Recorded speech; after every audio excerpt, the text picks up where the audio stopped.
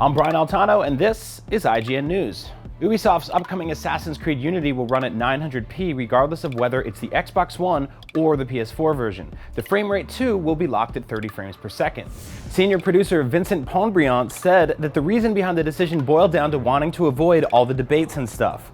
He went on to explain the technical reasons behind the decisions, telling VideoGamer.com that the lock in graphical performance had to do with the console's CPUs and not GPUs, saying that the CPU processing the AI in the game while also processing the number of NPCs on the screen presented a bottleneck.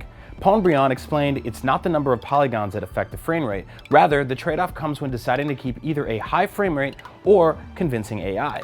He said that they could be running at 100 frames per second if they only had taken into account the graphics, but the AI demands on the processor have moved them to lock the frame rate at 30 frames per second on both console versions. The Xbox One and PS4 versions of last year's Assassin's Creed Black Flag both initially ran at the 900p resolution, but a later patch bumped the PS4 version up to 1080p. For all your gaming news, keep it locked on IGN. If you like our news coverage, make sure to subscribe to IGN News. We'll bring you updates on video games, movies, TV, and tech all day, every day. Subscribe at youtube.com/IGN News.